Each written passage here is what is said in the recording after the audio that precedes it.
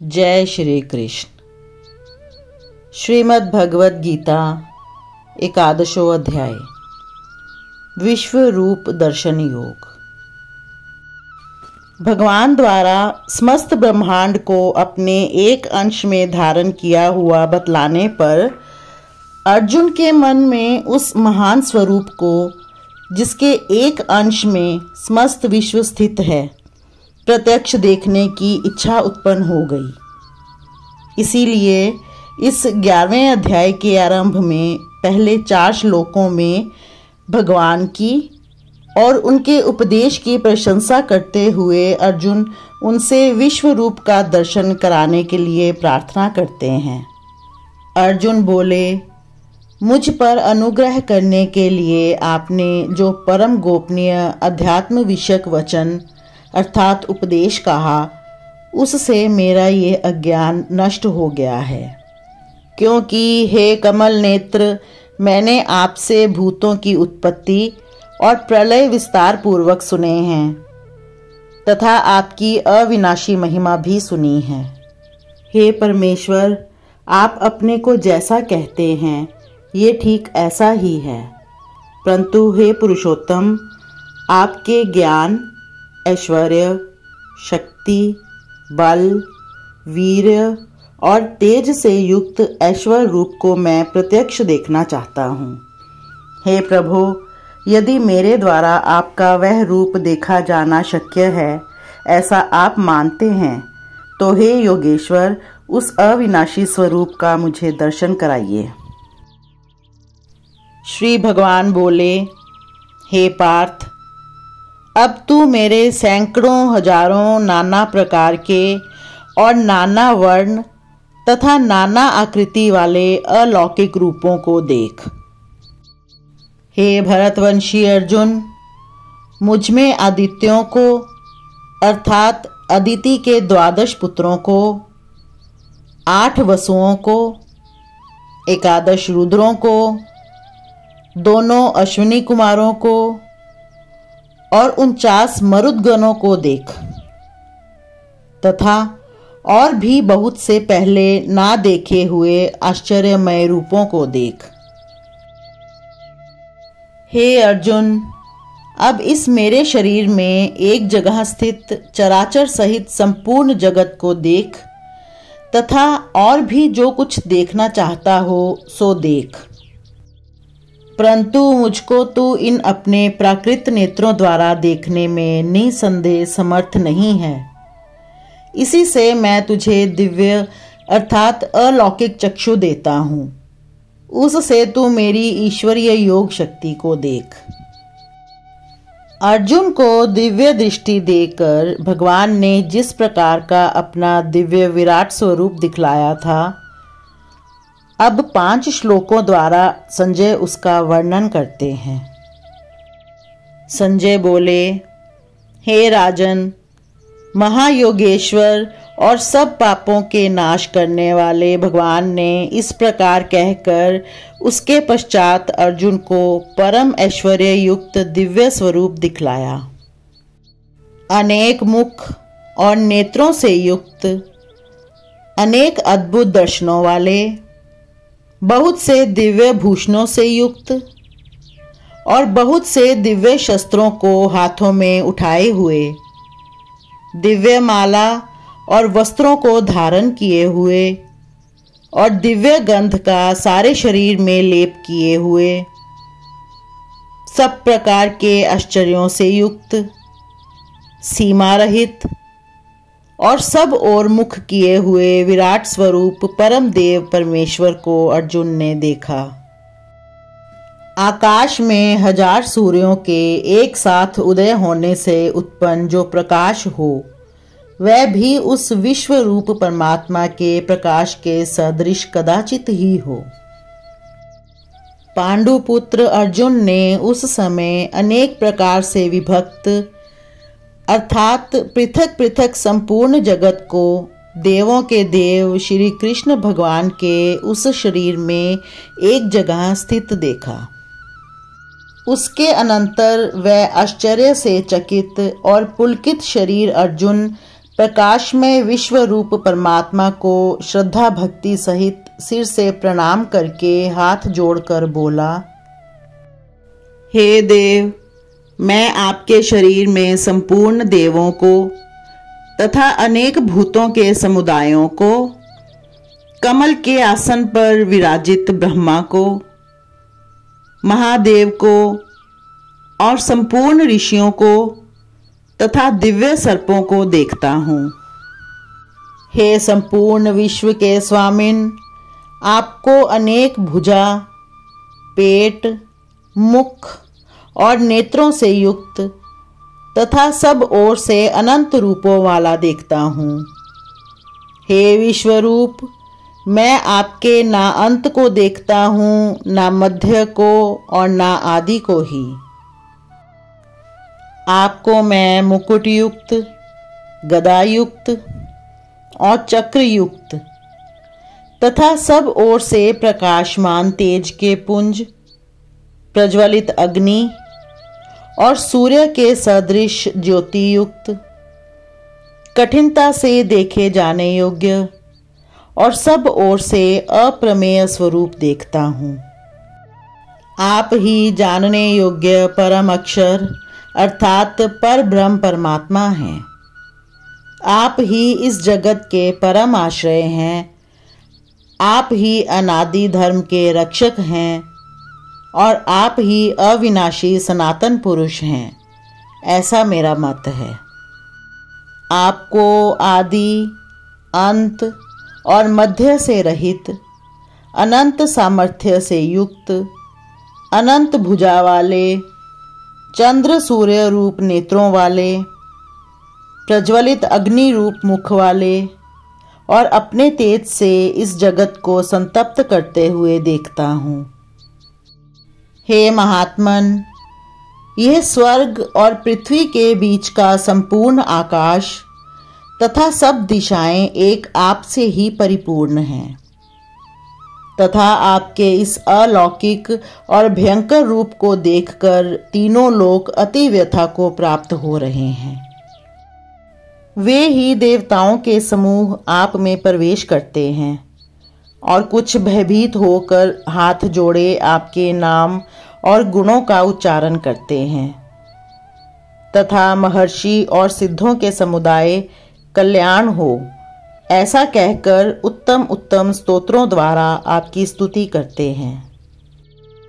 जो 11 रुद्र और 12 आदित्य तथा 8 वसु, साध्यगण, विश्वेदेव, अश्विनी कुमार तथा मरुदगण और पितरों का समुदाय तथा गंधर्व, यक्ष, राक्षस और सिद्धों के समुदाय हैं, वे सब ही विस्मित होकर आपको देखते हैं।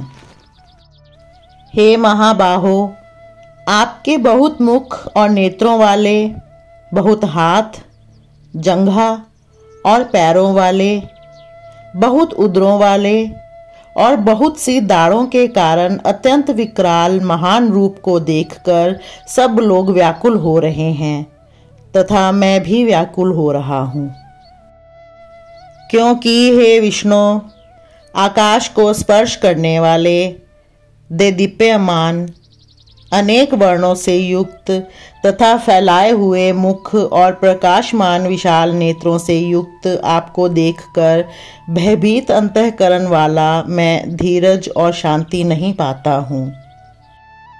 दाढ़ों के कारण विकराल और प्रलय काल की अग्नि के समान प्रज्वलित आपके मुखों को देखकर मैं दिशाओं को नहीं जानता हूँ और सुख भी नहीं पाता हूँ। इसलिए हे देवेश, हे जगन निवास, आप प्रसन्न हो।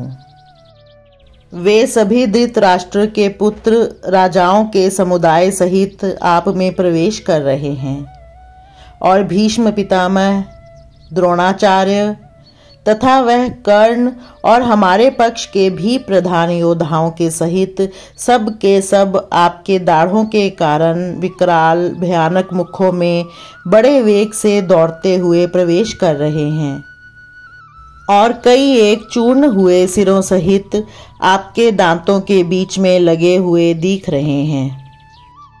जैसे नदियों के बहुत से जल के प्रवाह स्वाभाविक ही समुद्र के ही सम्मुख दौड़ते हैं, अर्थात समुद्र में प्रवेश करते हैं, वैसे ही वे नरलोक के वीर भी आपके प्रज्वलित मुखों में प्रवेश कर रहे हैं। जैसे पतंग मोहवश नष्ट होने के लिए प्रज्वलित अग्नि में अति वेग से दौड़ते हुए प्रवेश करते हैं, वैसे ही ये सब लोग भी अपने नाश के लिए आपके मुखों में अति वेग से दौड़ते हुए प्रवेश कर रहे हैं। आप उन संपूर्ण लोकों को प्रज्वलित मुखों द्वारा ग्रास करते हुए सब ओर से बार बार चाट रहे हैं। हे विष्णु, आपका उग्र प्रकाश संपूर्ण जगत को तेज के द्वारा परिपूर्ण करके तपा रहा है। मुझे बतलाइए कि आप उग्र रूप वाले कौन हैं? हे देवों में श्रेष्ठ, आपको नमस्कार हो। आप प्रसन्न होइए। आदि पुरुष, आपको मैं विशेष रूप से जानना चाहता हूँ, क्योंकि मैं आपकी प्रवृत्ति को नहीं जानता। श्री भगवान बोले, मैं लोकों का नाश करने वाला बड़ा हुआ महाकाल हूँ।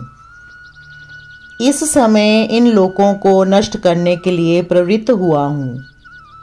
इसलिए जो प्रतिपक्षियों की सेना में स्थित योद्धा लोग हैं, वे सब तेरे बिना भी नहीं रहेंगे, अर्थात तेरे युद्ध ना करने पर भी इन सब का नाश हो जाएगा। अतएव तू उठ, यश प्राप्त कर और शत्रुओं को जीतकर धन धान्य से संपन्न राज्य को भोग। ये सब शूरवीर पहले ही से मेरे ही द्वारा मारे हुए हैं। हे सव्यसाचिन, तू तो केवल निमित्त मात्र बन जा। द्रोणाचार्य और भीष्म पितामह तथा जयद्रथ और कर्ण तथा और भी बहुत से मेरे द्वारा मारे हुए शूरवीर योद्धाओं को तू मार।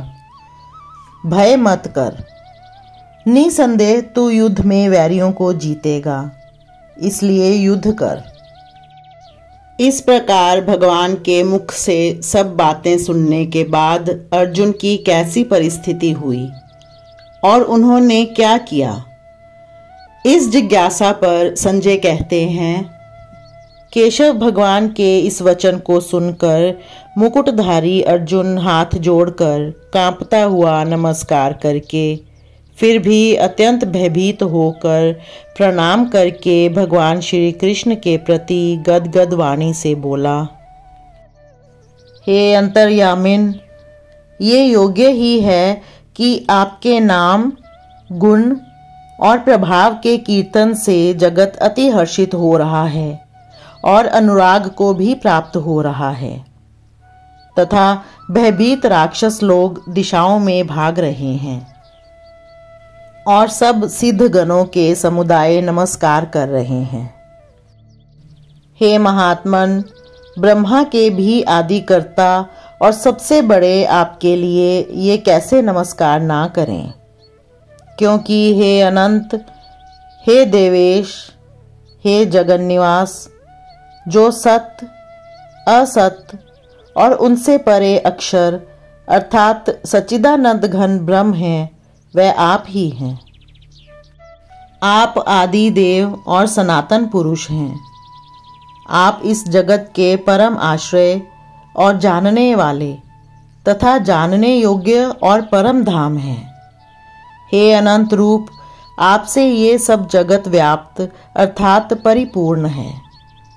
आप वायु, यमराज, अग्नि, वरुण, चंद्रमा, प्रजा के स्वामी ब्रह्मा और ब्रह्मा के भी पिता हैं। आपके लिए हजारों बार नमस्कार नमस्कार हो। आपके लिए फिर भी बार बार नमस्कार नमस्कार। हे अनंत सामर्थ्य वाले, आपके लिए आगे से और पीछे से भी नमस्कार। हे सर्वात्मन, आपके लिए सब ओर से ही नमस्कार हो, क्योंकि अनंत पराक्रमशाली आप सब संसार को व्याप्त किए हुए हैं।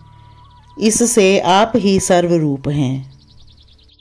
आपके इस प्रभाव को ना जानते हुए आप मेरे सखा हैं, ऐसा मानकर प्रेम से अथवा प्रमाद से भी मैंने हे कृष्ण, हे यादव, हे सखे, इस प्रकार जो कुछ बिना सोचे समझे हठात कहा है।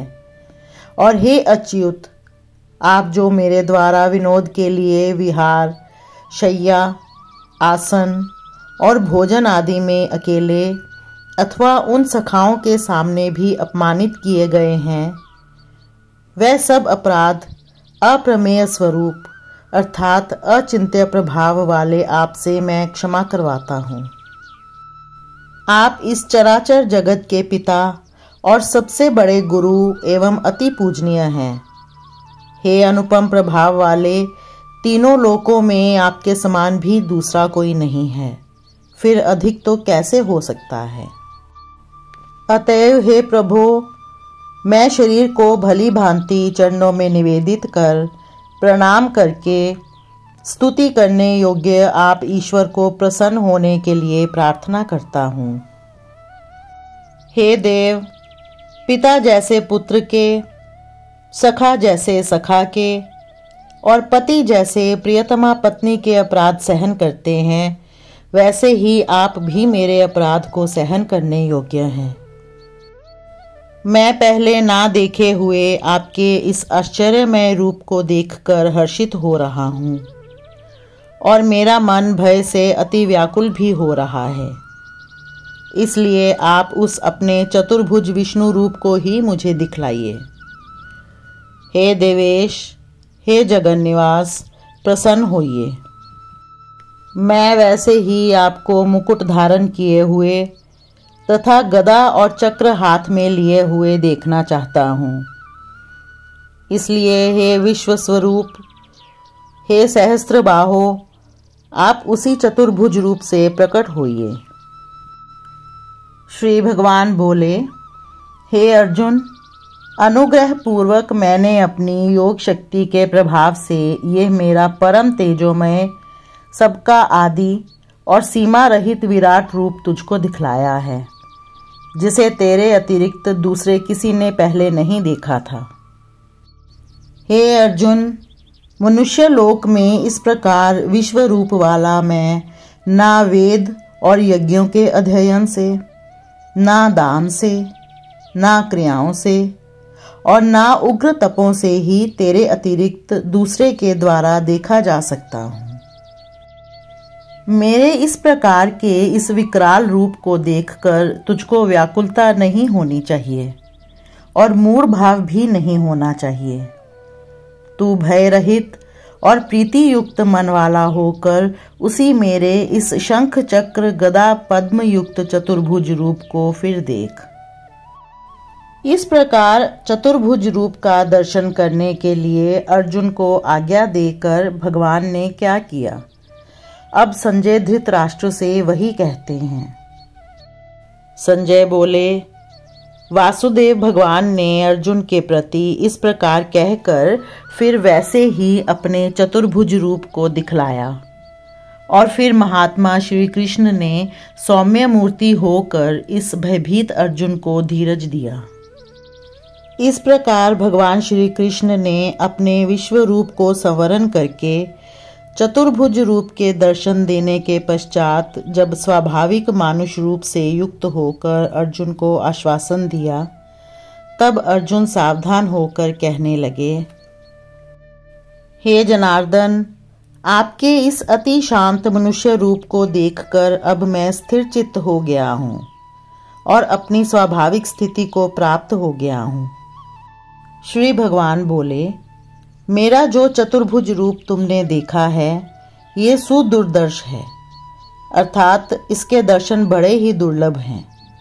देवता भी सदा इस रूप के दर्शन की आकांक्षा करते रहते हैं।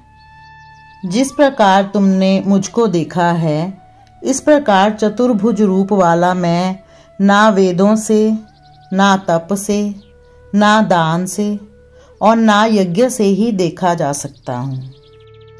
परंतु हे परंतप अर्जुन, अनन्य भक्ति के द्वारा इस प्रकार चतुर्भुज रूप वाला मैं प्रत्यक्ष देखने के लिए, तत्व से जानने के लिए तथा प्रवेश करने के लिए अर्थात एक ही भाव से प्राप्त होने के लिए भी शक्य हूँ। हे अर्जुन, जो पुरुष केवल मेरे ही लिए संपूर्ण कर्तव्य कर्मों को करने वाला है, मेरे परायण है, मेरा भक्त है, आसक्ति रहित है और संपूर्ण भूत प्राणियों में वैर भाव से रहित है, वह अनन्य भक्ति युक्त पुरुष मुझको ही प्राप्त होता है।